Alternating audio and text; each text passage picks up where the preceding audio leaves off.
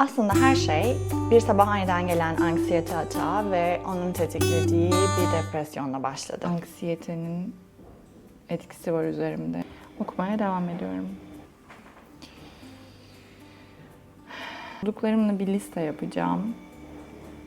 Bu listedeki her şeyi uygulayacağım. Ve bakalım bu durum içerisinden çıkmayı başarabilecek miyim? Birkaç şey deneyeceğim. Listede neler var? Listede yoga var. Dopamin seviyesini artırmaya çalışıyoruz ve endorfin tabii ki. Bu kısım güzel. Okuduğum makale Headline diye bir web sitesinden ve diyor ki do the opposite of what the depression voice suggests.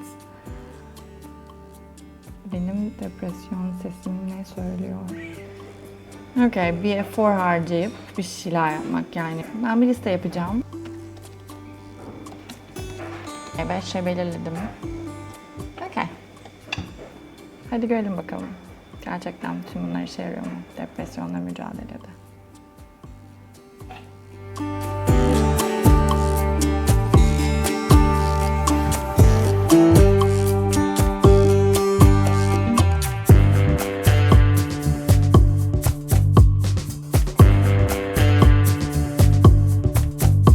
Ve ertesi gün listedeki iki şeyi aynı anda hedefleyerek taksi hala burada değil. 40 dakikadır taksiyi bekliyoruz. Böyle sinirlerim tepemde. Ama güzel 2 gün geçecek. Çünkü 2 gün sürecek bir hiking'e gidiyorum.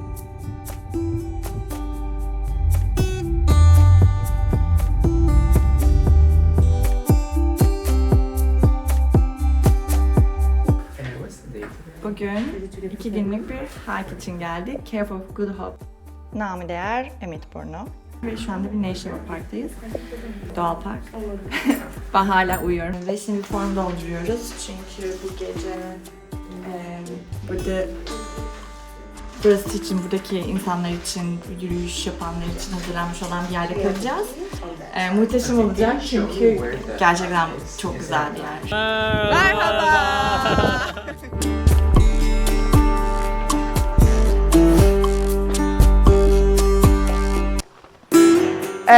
Şu anda Falls Bay'den başlıyoruz. Muhteşem olacak. 47 kilometre sürecek 2 gün. Ve bugün yaklaşık 27 kilometre yürüyeceğiz gibi görünüyor. Daha önce bahsettiğimi bilmiyorum. Ama Türkiye'de olduğumuz dönemde David'le Likya yolunu yürümüştük. 500 kilometre 37 gün sürmüştü. Bakalım bu nasıl geçecek.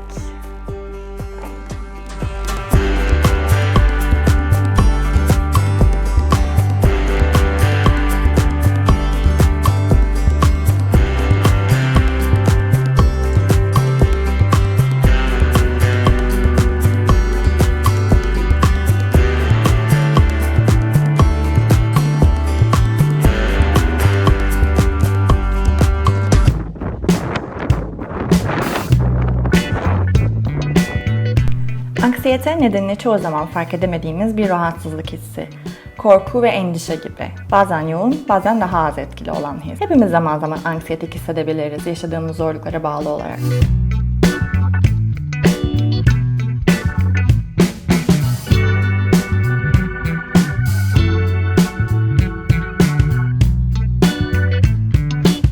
Yolu neredeyse yarıladık. 5 kilometre kadar yürümüşüz. Belki biraz fazla. 14 kilometreymiş bugün yürüyeceğimiz kısım. 20 değilmiş. İnanılmaz bulutlu, hava bayağı serin ve sisli. Arkamdaki manzara şu an açmaya başladı bu arada. İnanılmaz güzel. Ama şu bulutun tamamen kalkmasını diliyorum ki daha güzel manzaralar görelim yolda. Amerikan Psikoloji Derneği'nin araştırmalarına göre anksiyete ve depresyon arasında sağlam bir bağlantı var.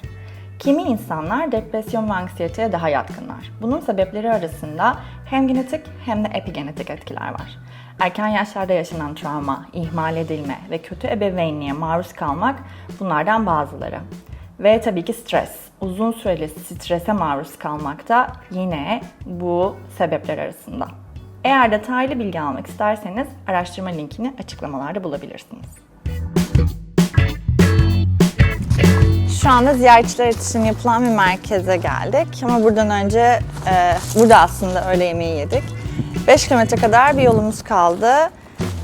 Herhalde bir 3 saat sürecek gibi görünüyor. Belki birazcık daha kısa. Ama hava çok güzel. Güneş tekrar kendini gösterdi. Ve yolculuğa devam.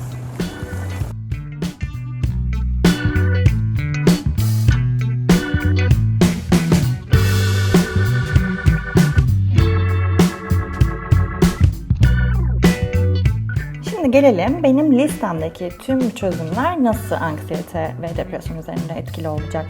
Bir nevi dikkatimizi farklı bir yere mi çekmeye çalışıyoruz? Uzun vadede bu nasıl işe yarayacak?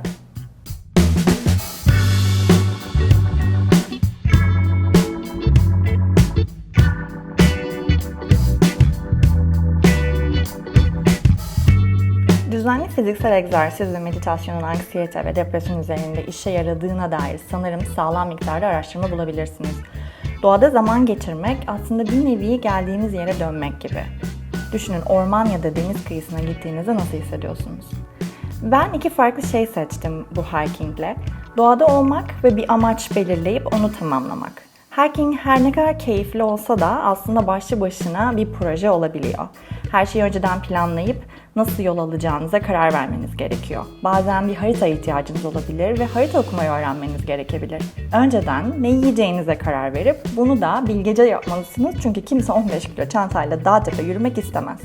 Anlayacağınız biraz kognitif beceri, biraz da beden gücü kombinasyonuna ihtiyaç duyduğunuz bir aktivite.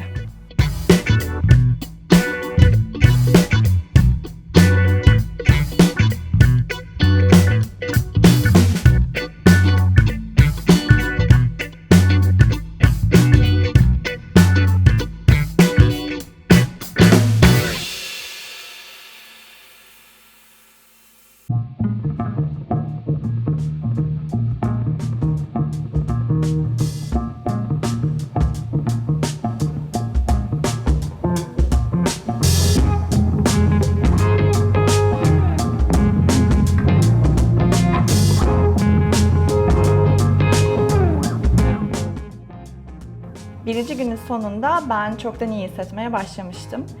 Fakat yorgundum fiziksel olarak. O yüzden de normalde 7 kilometre daha fazladan yürüyüp buruna gidebiliyorsunuz. Arkadaşımız Mark denemek istedi ama o da oraya ulaşamadı. Çünkü hem rüzgar hem de zaten 14 kilometre gibi bir yol yürüyorsunuz. Yani çok kolay değil. Bir de üstüne 7 kilometre kimse yürümek istemedi. Özellikle geldiğimiz, o kalacağımız yere geldikten sonra herkes böyle bir rahatlama aşamasına geçti.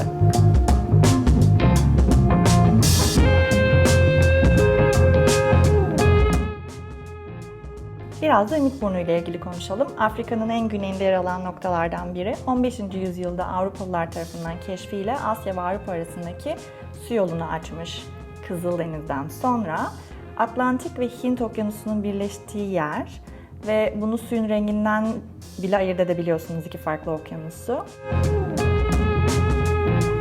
Burnun keşfi Cape Town'a da isim önderliği etmiş. Çünkü Cape burun demek, Town da şehir demek, burun şehri gibi bir anlama çıkıyor. Ümitburnu 2 günlük ve 1 gecelik bir trail ve bu hike ikoniklerden bir tanesi. Her yıl inanılmaz sayıda doğasever tarafından ziyaret ediliyor. Yolda bir sürü değişik hayvan görmeniz de mümkün. Bununla ilgili kaldığımız yerde bir kitapçık bile vardı. Oradan hangi hayvanları gördüğünüzü ya da rastlayabileceklerinizi bulabiliyorsunuz. Tüm yol 33.8 kilometre. Çok erken saatte başlarsanız belki bir günde de bitirebilirsiniz ama ne gerek var kendinizi zorlamaya?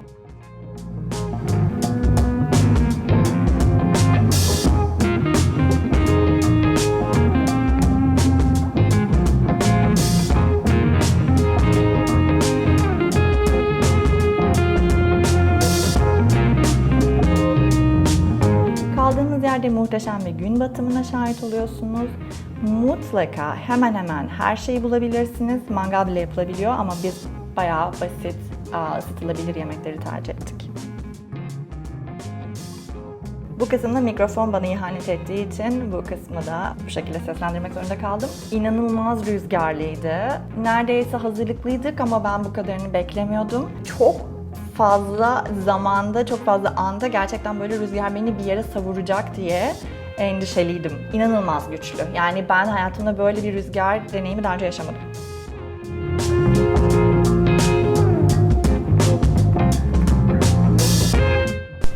Şimdi sonuçlarıyla listeye dönelim.